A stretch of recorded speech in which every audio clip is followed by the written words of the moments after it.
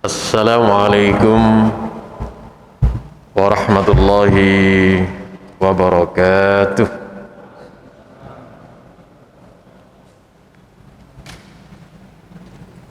Innal hamdalillah nahmaduhu wa nasta'inuhu wa nastaghfiruh wa na'udzu billahi min sururi anfusina wa sayyiati a'malina. May yahdihillahu fala mudilla lahu wa may yudlil fala hadiya lahu. Asyhadu an la ilaha illallah wahdahu la syarika lah wa asyhadu anna Muhammadan abduhu wa rasuluhu la nabiyya ba'da. Wassalatu wassalamu ala rasulillah wa ala alihi wa sahbihi wa mawalah. Raditu billahi rabba wa bil islami dina wa bi Muhammadin nabiyya wa rasulah. Amma ba'du. Para hadirin jamaah salat maghrib rahimakumullah yang saya muliakan, mari terlebih dahulu kita panjatkan puji syukur kita kehadirat Allah Subhanahu wa ta'ala. Alhamdulillah, malam hari ini maghrib kita bisa memenuhi undangan Allah melaksanakan sholat maghrib bisa berjamaah, dan lebih bersyukur insyaallah kita masih tetap diberikan berupa kesehatan oleh Allah Subhanahu wa ta'ala. Sehat semuanya nggih? Sehingga dengan sehat kita bisa beraktivitas sehari-hari. Dan kalau di sana sini masih banyak pembatasan-pembatasan gerak-gerik kita terkait dengan perkembangan COVID terbaru, terutama di kota Surabaya. Memang data-datanya orang yang terpapar COVID di Surabaya datanya meningkat drastis untuk 2 minggu belakangan ini. Maka oleh karena itu jamaah rahimakumullah, tentunya kita harus tetap menjaga protokol kesehatan kita, dan kita harus betul-betul menjaga diri kita atau waspada. Kita tidak boleh abai, tidak boleh sembrono, karena kata para ahli bahwa varian yang terbaru ini adalah penyebarannya lebih dahsyat, lebih cepat gitu. Maka tentu saja sebagai orang yang beriman kepada Allah, orang Islam yang beriman kepada Allah dan taat kepada Allah, tentu kita harus betul-betul mengupayakan ikhtiar kita, karena ikhtiar ini diperintahkan oleh Allah Subhanahu wa ta'ala. Kita yakin jamaah rahimakumullah, semua ini adalah sudah dikehendaki oleh Allah Subhanahu wa ta'ala, takdir Allah semata-mata itu. Kita hanya diwajibkan untuk ikhtiar, ya, untuk menjaga protokol kesehatan. Dan andai kata kalau sudah betul-betul maksimal ikhtiar dia, ternyata Allah menghendaki yang lain, artinya kita di antara jamaah kita mungkin barangkali yang terpapar, itulah yang ketetapan Allah atau keputusan Allah yang terbaik bagi kita. Hadirin rahimakumullah,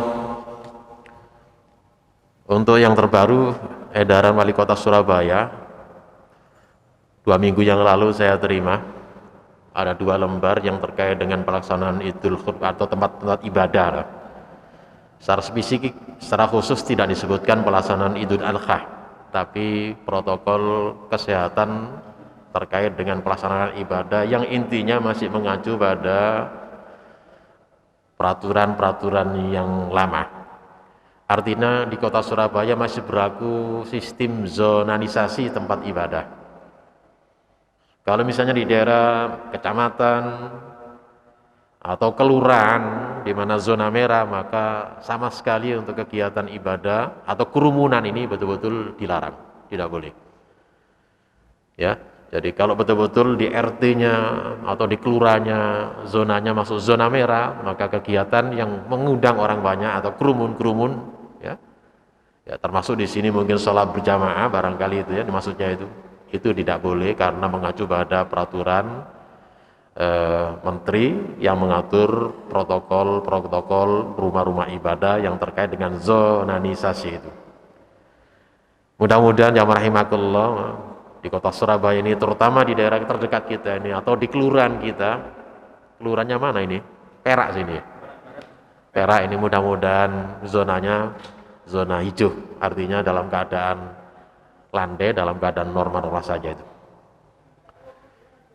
Jamaah rahimakumullah, untuk kali ini tambahan yang terakhir, tadi saya dapat info yang terbaru, nanti jam 7 malam ini panjenengan bisa ngikuti setelah kegiatan sholat isya atau setelah ngaji, bisa ngikuti daring atau zoom dari wali kota Surabaya. Atau apa yang disampaikan oleh wali kota Surabaya ini terkait dengan perkembangan terbaru COVID yang ada di kota Surabaya. Jadi nanti jam 7 ada daring zoom ya dari wali kota Surabaya itu. Insya Allah nanti akan saya zoomnya naikkan beritahu kepada Mas Ardi barangkali nanti ya, untuk bisa diikuti oleh jamaah-jamaah yang barangkali bisa mengikuti informasi terbaru terkait dengan masalah perkembangan terbaru, perkembangan COVID yang ada di kota Surabaya ini.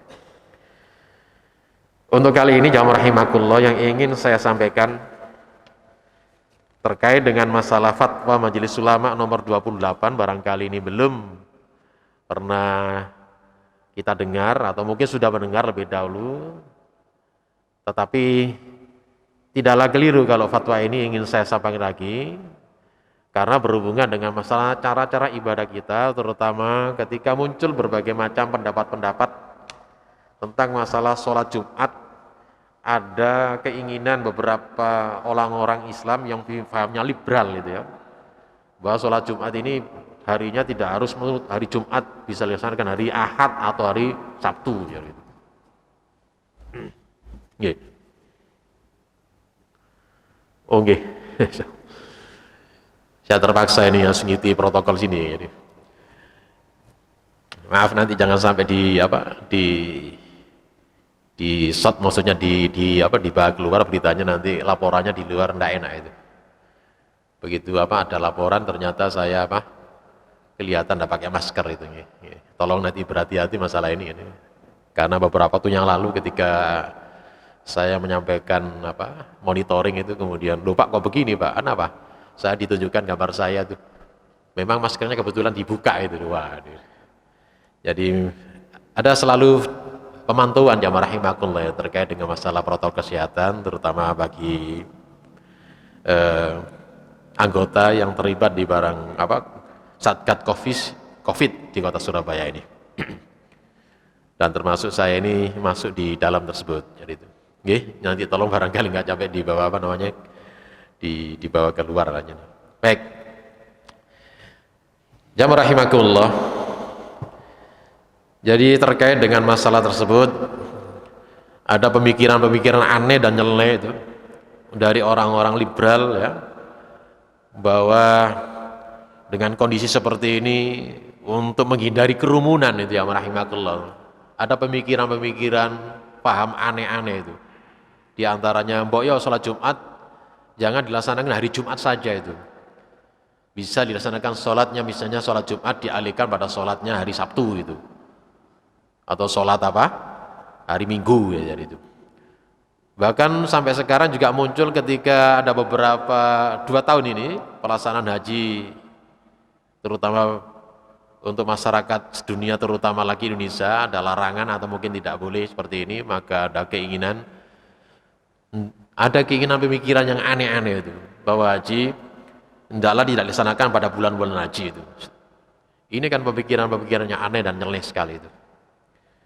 Ini bukan pendapat-pendapat khilafiyah atau perbedaan pendapat atau pembahasan fikih kontemporer ya, tapi ini pendapat-pendapat yang menyimpang ya, atau pendapat yang sesat itu. Maka oleh karena itu jamaah rahimakumullah, dalam kesempatan ini yang ingin saya sampaikan yaitu tentang masalah fatwa Majelis Ulama nomor 28 tahun 2001. Ini insya Allah terbaru lah ini, yaitu tentang masalah hukum penyelenggaraan sholat Jumat secara virtual atau daring gitu.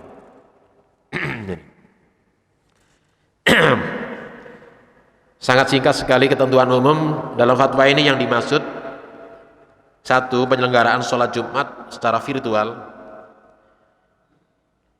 adalah pelaksanaan sholat Jumat yang lokasi imam dan makmum tidak ittihad al-makan, ittihadul makan, maksudnya tidak bertemu dalam satu tempat, misalnya di masjid.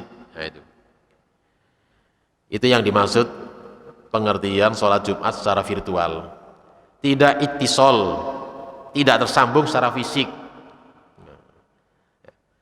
Kalau sama dengan orang anak sekolah sekarang ya, gurunya ada di tempat tertentu, muridnya ada di rumah, maksudnya begitu. Dan hanya tersambung melalui jejaring virtual.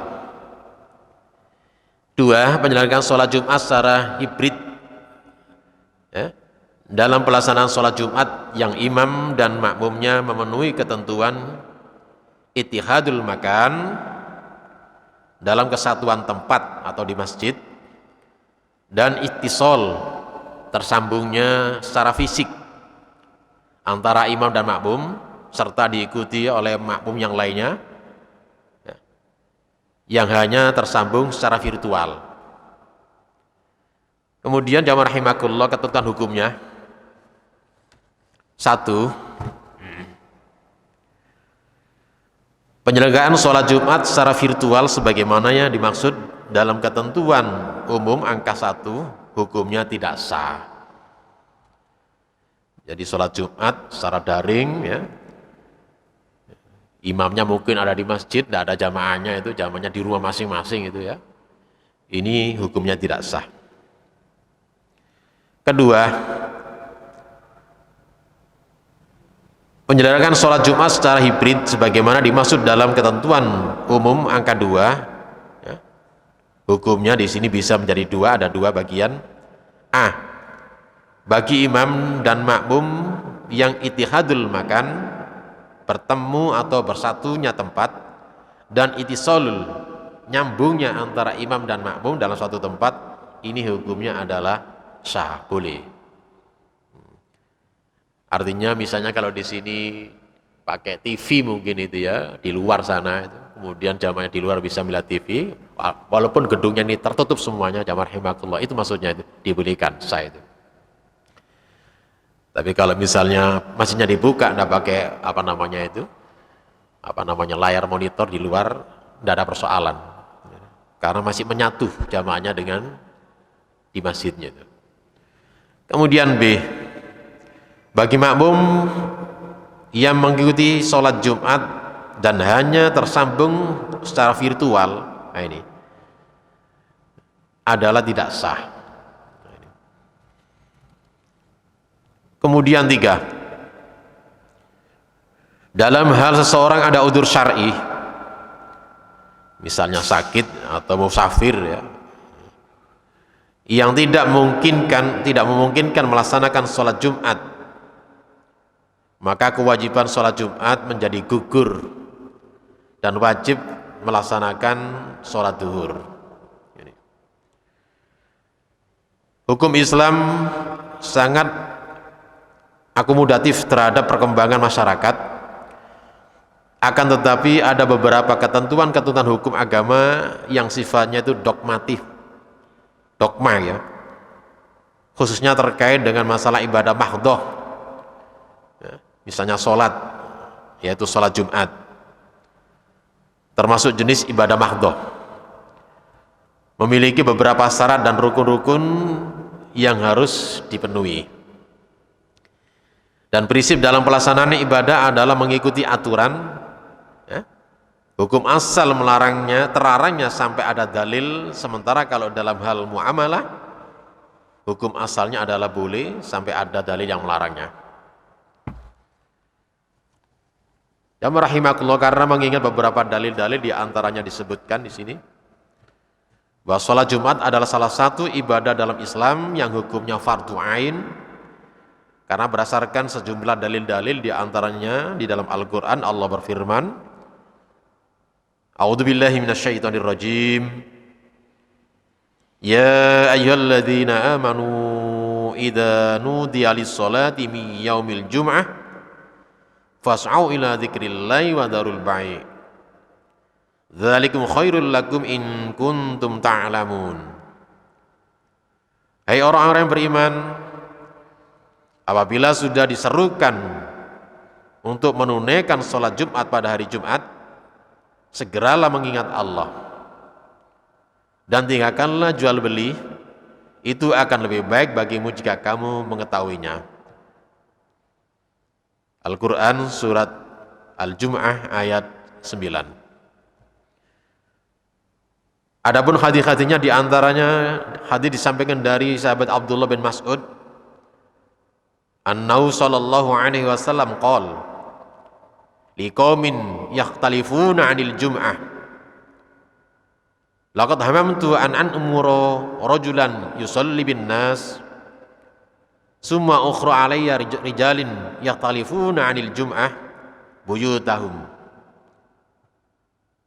Rawal Muslim, ya, yang artinya Rasulullah telah bersabda kepada kaum-kaum yang meninggalkan sholat Jumat, saya sudah berniat untuk memerintahkan seorang laki-laki agar menjadi imam sholat, kemudian saya akan membakar rumah-rumah mereka bagi orang-orang yang meninggalkan sholat Jumat.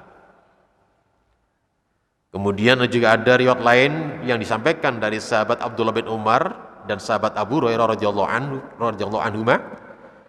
Keduanya juga mendengar sabda dari Rasulullah sallallahu alaihi wasallam. Ketika itu Rasulullah berada di atas mimbar, Rasulullah menyampaikan sabdanya, la yantahiyanna aqwamun an wad'ihim al-jum'ah aw yahtimanna Allah taala qulubihim semuanya kunanna minal ghafilin. Rawahu Muslim. Hendaklah orang-orang apabila berhenti meninggalkan sholat Jumat, kata Rasulullah itu, atau Allah akan mengunci hati mereka, kemudian mereka menjadi orang-orang yang lupa itu. Karena sholat Jumat ini sebagai ibadah mahdha, bentuk maupun tata caranya, ya, harus mengikuti segala ketentuan yang telah ditetapkan oleh hukum Islam atau syariat Islam, serta harus mempraktekkan apa yang dilakukan oleh Rasulullah SAW, karena kaidah dalam masalah ibadah di antaranya yang sangat terkenal, la tasra'u ibadah illa bisyar'illah. Suatu ibadah tidak akan disyariatkan kecuali disyariatkan oleh Allah Subhanahu wa taala. Kemudian ada beberapa hadis-hadis lain secara umum Rasulullah juga menyampaikan sabdanya, dituturkan dari sahabat Anas bin Malik radhiyallahu an, qala Rasulullah sallallahu alaihi wasallam, idza kana syai'un min amrin dunyakum fa antum a'lamu bih fa idza kana min amin dinakum fa alayya. Rawahu Ahmad wa lafdzulahu wa Ibnu Majah wa Ibnu Hibban wa Ibnu Khuzaimah. Dari sahabat Anas, dia menuturkan bahwa Rasulullah sallallahu alaihi wasallam pernah bersabda, apabila ada suatu urusan duniamu, kata Rasulullah, maka kamu tentu lebih tahu mengenainya.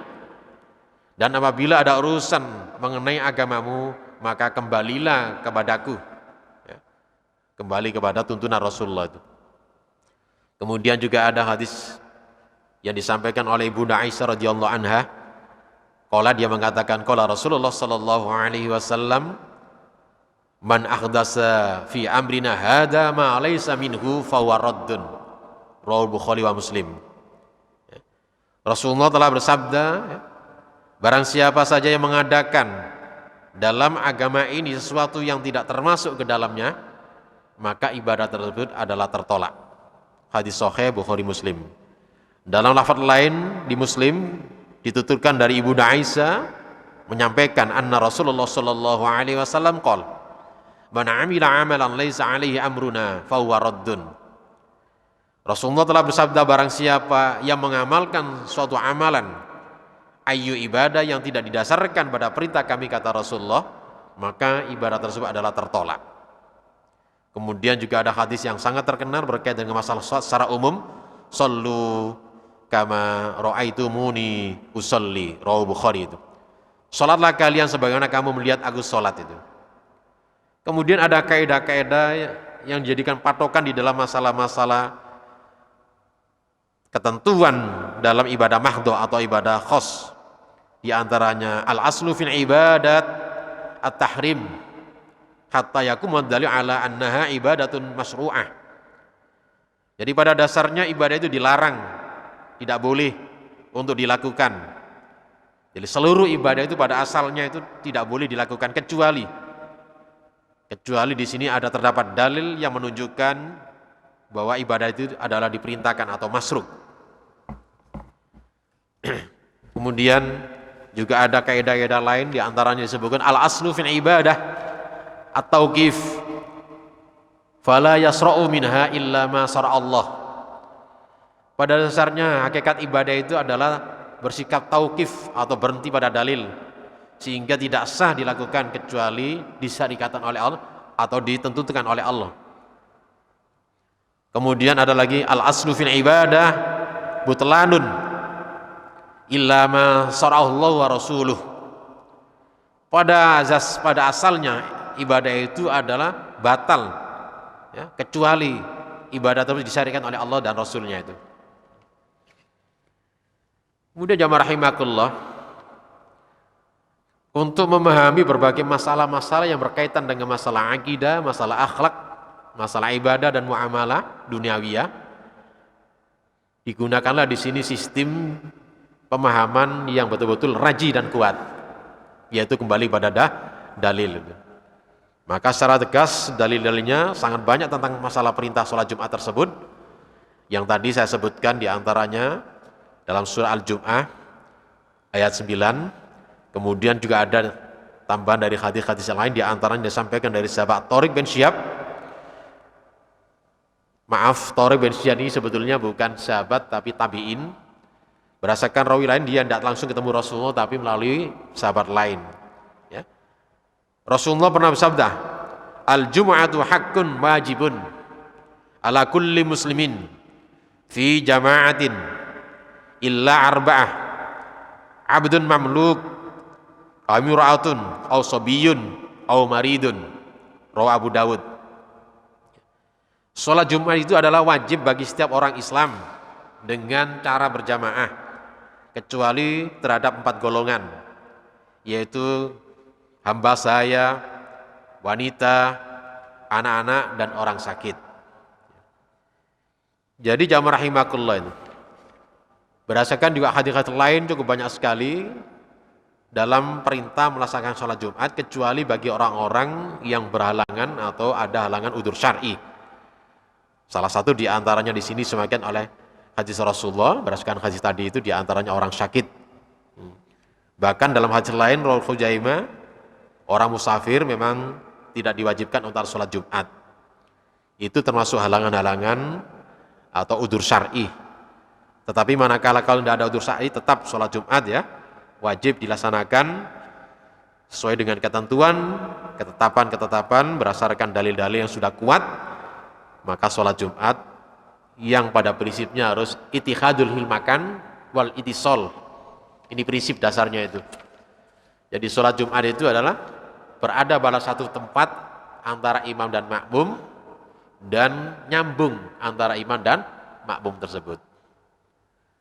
Kemudian jamaah rahimakumullah, ini banyak lagi berdasarkan pendapat-pendapat para ulama, dan semuanya pada intinya jamaah rahimakumullah, sholat Jumat, ya, yang digagas oleh sekarang dengan berbagai macam alasan-alasan secara medis maupun alasan-alasan karena katanya sifatnya darurat, kondisi COVID seperti ini, ada gagasan pemikiran yang aneh lah, bahwa sholat Jumat boleh dilaksanakan secara daring atau virtual. Jadi pendapat terus adalah pendapat yang sudah terbantahkan, ada pendapat-pendapat yang tidak benar, pendapat-pendapat yang sahih. Kalau dikatakan ya sangat darurat, ya kita ngikuti saja, kembali kepada pendapat jumhur ulama ya, bahwa ya sudah berarti laksanakan sholat duhur aja di rumah. Karena itu sifatnya darurat, karena dia dianggap ada udzur syar'i, tidak bisa datang ke masjid. Tapi sejauh mana darurat tersebut, jamaah rahimakumullah? Kalau misalnya mereka nyun sewu karena terpapar barangkali itu ya, terpapar, tentu saja di sini ya, tidak boleh orang tersebut berkerumun dengan orang banyak itu. Ya, ini berbahaya sekali itu. Maka itu dianggap sebagai udzur syar'i. Orang begitu tentu saja melaksanakan Jumat tidak boleh di masjid, tapi harus dilaksanakan kembali kepada hukum asal, yaitu sholat di rumah, melaksanakan sholat duhur. Itulah barangkali jamaah rahimakumullah yang bisa saya sampaikan terkait dengan masalah hukum sholat jamaah, sholat Jumat secara virtual atau secara daring yang disampaikan dari Fatwa Majelis Ulama ya, nomor 28 tahun 2021. Barangkali kalau ada yang mau ditanyakan atau dialog diskusi, monggo. Masih ada waktu banyak ini, kita manfaatkan untuk diskusi atau dialog. Monggo silakan.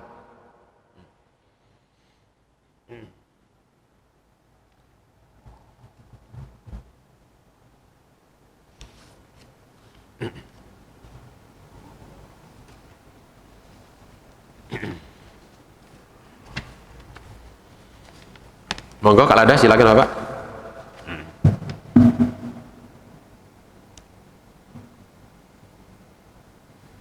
Nggih.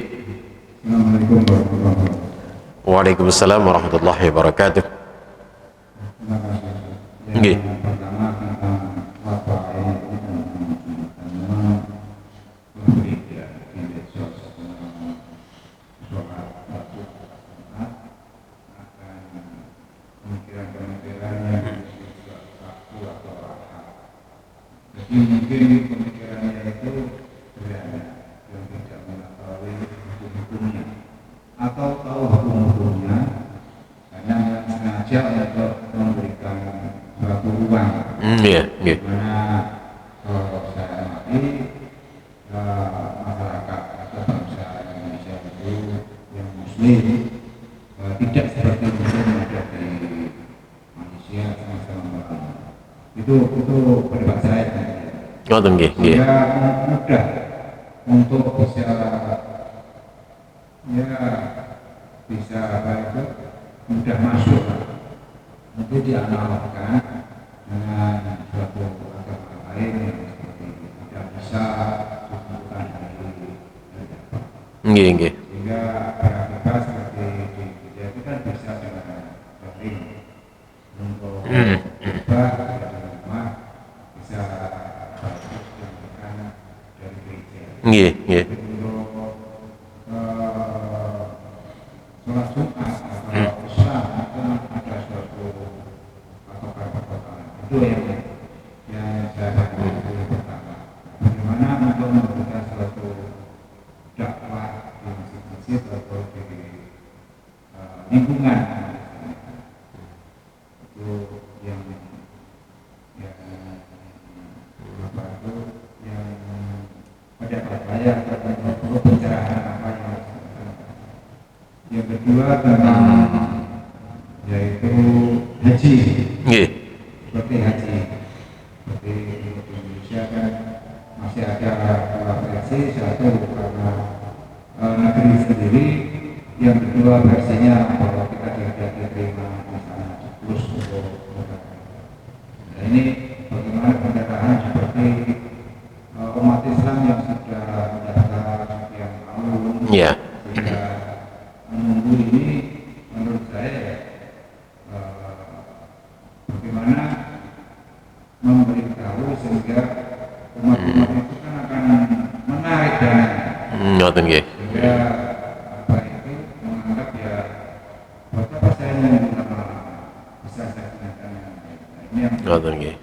menurut kami perlu disampaikan kepada umat yang telah Nggih. ini kewenangan siapa. Nggih, nggih. Terima kasih. Nggih. Assalamualaikum warahmatullahi wabarakatuh. Waalaikumsalam. Waalaikumsalam warahmatullahi wabarakatuh.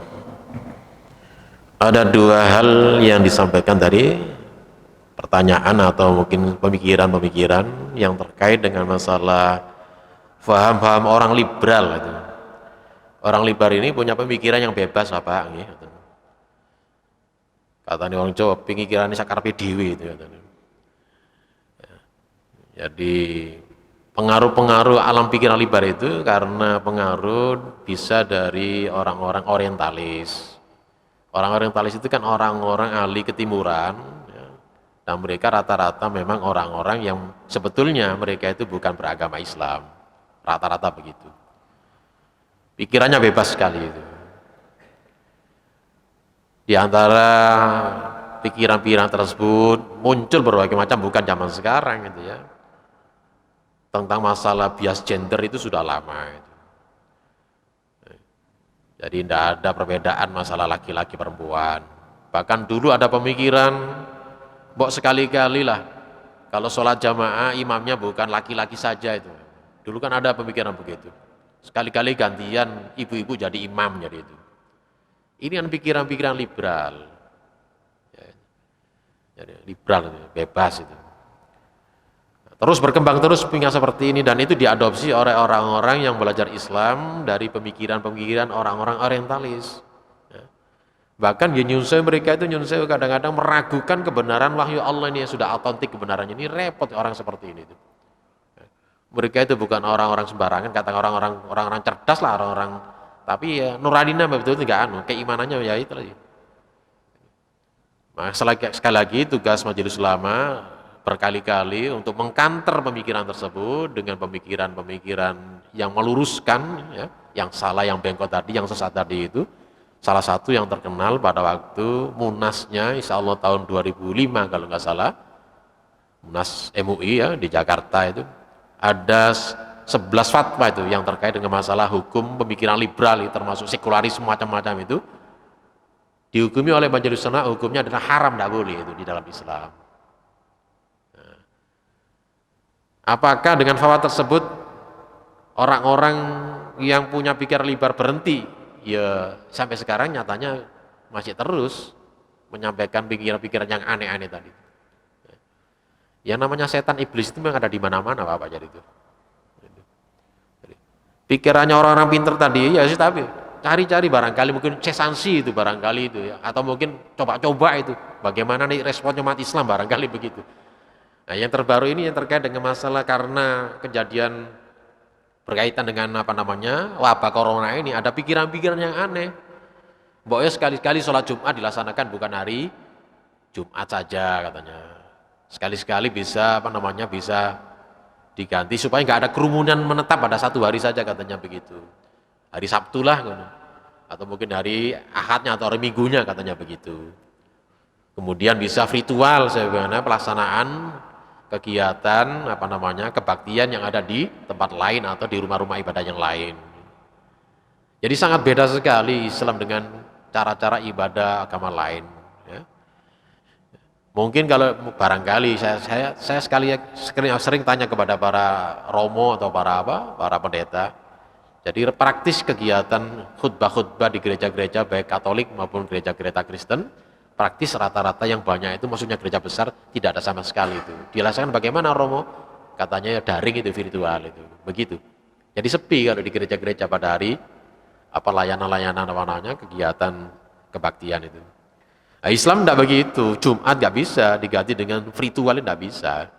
Karena syarat mutlaknya tadi itu berdasarkan kesepakatan ulama ya diantaranya ittihadul makan atau ikhtisalul imam wal makmum itu.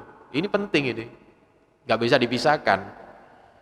Satu tempat antara imam dan makmum atau bisa nyambungnya antara imam dan makmum ini sudah mutlak. Nggak bisa panjenengan misalnya imamnya di sini, makmumnya ada di rumah sebelah sana itu ya. Rumahnya walaupun berdekatan di masjid, nggak bisa, nggak sah itu, karena nggak ikhtisol. Ya. Apalagi juga tidak ittihadul makan, tidak satu tempat itu.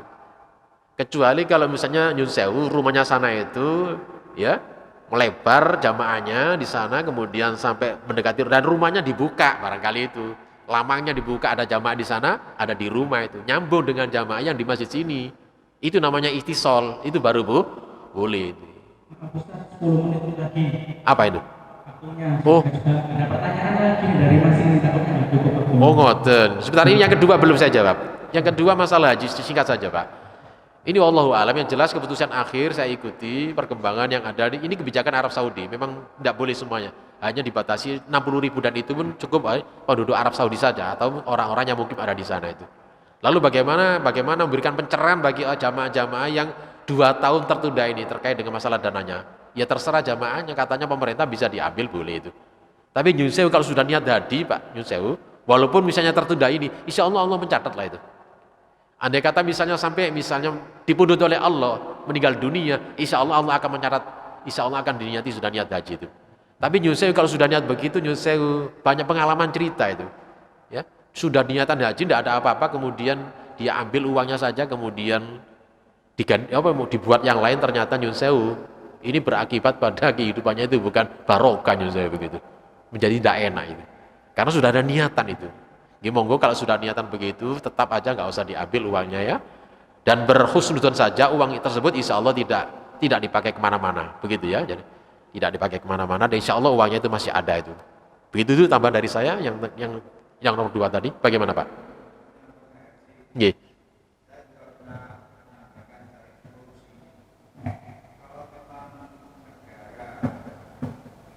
Nggih.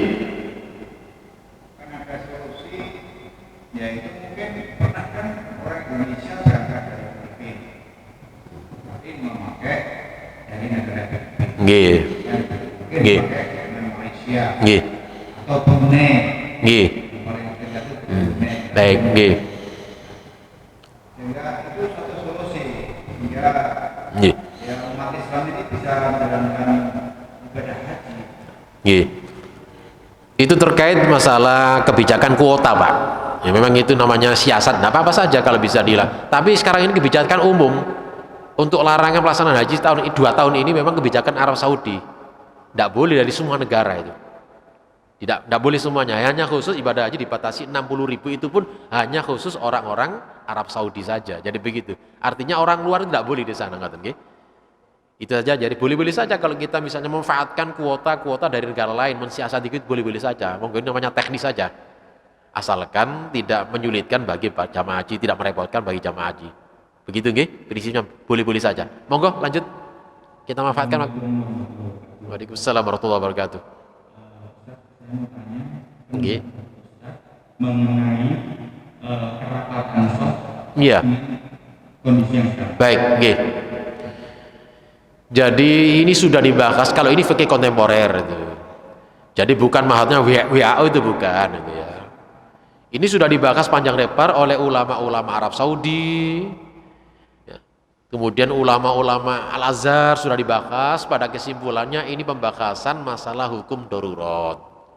Dan ada dalam satu kitab yang bahas masalah ini itu, ya, pembahasan bagaimana hukum sholat menghadapi wabah seperti ini. Salah satu diantaranya dibuat jarak, ya dibuat jarak dengan berbagai macam pertimbangan, maka dibolehkan. Bukan batal sholatnya itu, bukan batal, dibolehkan. Memang secara umum ya memang mengurangi afdolnya sholat berjamaah, tapi karena afdolnya tadi itu Nyun Sewu dikalahkan dengan udzur syar'i ini, maka itu harus lebih utamakan, karena Islam itu adalah yang diutamakan itu adalah bukan menarik pahala yang banyak, kebaikan yang banyak, tapi yang diutamakan daf'ul mafasid, itu yang muqaddamu, bukan menarik kebaikannya dulu, pahala yang banyak dulu. Bagaimana kalau misalnya ini dirapatkan ternyata ini mengundang Nyun Sewu ya, gampang orang yang terpapar oleh apa? Ini penyakit seperti ini. Maka tentu saja menghindari yang mafasadat, yang merusak itu harus diutamakan. Karena ada kaidah usulnya. Daful mafasid muqaddamu ala jalibil masolih. Itu secara umum begitu. Jadi menolak kemudorotan, menghindari bahaya-bahaya itu lebih diutamakan daripada kita misalnya menarik pahala 27 kemudian lebih utama rapat. Nah itu kan lebih utama itu. Tapi daripada itu menolak dulu yang harus diutamakan itu. Karena Nyun Sewu secara hukum ya, hukum medis ya, memang penyakit ini memang sangat rentan ketika terjadi kerumunan. Maka upaya zahirnya, lahirianya, ikhtiarnya dijagalah jarak. Jadi Nyun Sewu ini sudah dibahas, Nyun Sewu sudah panjang lebar oleh ulama-ulama ya Arab Saudi, termasuk ulama Mesir dan termasuk Indonesia. Majelis Ulama sudah ada fatwanya. Jadi itu. Jadi kita insya Allah kalau sudah seperti ini, tapi niat kita itu ini karena memang darurat lah. Menjaga jarak itu insya Allah hukumnya sama itu, pahalanya insya Allah sama itu. Karena tidak ada niatan misalnya, wis sakar PDW itu kan enggak melanggar. Maksudnya, wis sudah tidak ada apa-apa, masih sholatnya sakar PDW, sholatnya enggak rapat, enggak lurus, itu balu abe terhadap sunnah Rasulullah, enggak boleh begitu. Begitu dulu jadi itu. Masih ada waktu tersisa, monggo. Monggo silakan.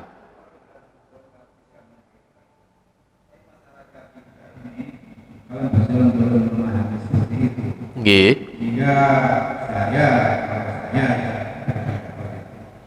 Bapak antara tidak. Kalau saya yang punya masjid, ya saya lakukan, saya bertanggung jawab dulu itu. Apa kalau untuk umum, sehingga saya begitu sisikan yang mau dapat. Kalau gegeran rapat dengan balik surat leres iku bagian. Bagus bagi takmir ya monggo. Jadi. Tapi pemahaman ini yang kadang-kadang masih belum dipahami. Monggo jamaah kita supaya berikan pencerahan ya. Jadi pengetarapannya fleksibel saja, tapi sekali lagi tetap harus kita jaga protokol kesehatan, harus kita betul-betul berhati-hati ini. Lebih-lebih pada minggu-minggu 2 minggu terakhir ini memang perkembangan ya COVID di Surabaya ini memang meningkat tajam Pak ini. Serem lah, jadi serem itu. Sangat serem itu. Nyun Sewu karena rumah saya kebetulan di Keputih itu kan memang dekat dengan makam umum itu. Ambulan itu Nyun Sewu, mulai subuh itu ndak henti-hentinya itu sampai malam masih ndak henti-hentinya terus itu. Jadi saya kebetulan pada waktu ada teman istrinya yang meninggal dunia Jumat yang lalu itu, Nyun Sewu saya tambah sedikit ini. Saya tanya di grup, dimakamkan di mana, jam berapa, tidak ada yang jawab. Kemudian saya perkembangannya tahu dari anak saya, karena kebetulan anak saya itu satu grup dengan anaknya yang meninggal itu ya. Saya, Pak ada di sini Pak, aku dimakan di sini. Coba nanti ke makam saja. Saya diajak anak saya, boleh tak itu? Boleh. Coba nanti. Ternyata di sana banyak kuburan namanya, ada beberapa tempat. Saya lihat di sana tidak ada sudah. Katanya saya tanya ke yayasan di sekolah alami itu yang di Doa Semampir itu. Sudah jam 1 tadi Pak dimakamkan habis Jumat. Oh iya. Dimakamkan secara protokol kesehatan. Cepat-cepat memang enggak ada yang lamir.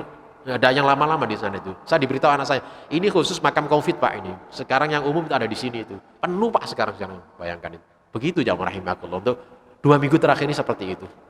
Jadi sangat banyak sekali ya orang-orang yang mentakdirkan Allah seperti itu terpapar penyakit Covid seperti ini. Jadi sekali lagi jamaah rahimakumullah, enggak usah kita perdebatkan lagi sholat pakai masker atau tidak, enggak usah kita perdebatkan lagi karena Nyun Sewu zaman dulu enggak ada pakai ini Nyun Sewu. Memang hadis Rasulullah tadi itu maksudnya itu Rasulullah itu kan gini, dimakruhkan bahasanya itu ya. Orang-orang enggak diharamkan, dimakruhkan manakala kalau bersin itu ya, ditutup dengan tangan itu enggak boleh itu.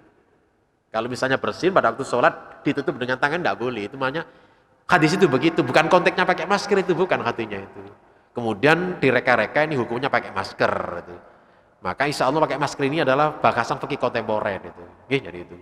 Zaman Rasulullah sekali lagi tidak ada pakai gini. Ini. Jadi tentang dalil hadis yang Rasulullah tidak suka misalnya ada orang atau bersin sholat ditutup itu, apalagi anggop ditutup, memang ada hadisnya tidak boleh sehingga ulama mengatakan makruh hukumnya itu. Menutup dengan tangan ketika wahing bersin dan anggap nguap itu dengan tangan itu. Begitu insya Allah gitu. Sudah Isa ini? Baik jamaah rahimakumullah. Demikian untuk kajian malam hari ini. Apa yang bisa kami berikan terkait dengan masalah hukum yang terbaru, yaitu tentang masalah sholat Jumat secara virtual atau daring. Pada prinsipnya Majelis Ulama menghukumi tidak sah, tidak boleh itu. Dari norma-norma saja, kalau mengatakan protokol kesehatan, ya sebagaimana fatwa yang lebih dulu, ya pakai jarak silakan saja. Yang sakit jangan ke masjid, di rumah saja, jadi begitu. Maka dilarang kalau misalnya dia terpapar sakit, misalnya ke masjid, malah tidak boleh itu. Sangat berbahaya bagi orang yang lain di masjid. Demikian, mudah-mudahan ada manfaatnya. dan pencerahan bagi kita, dan apabila ada kekhilafan mohon maaf yang sebesar-besarnya. Akhirul kalam, assalamualaikum warahmatullahi wabarakatuh.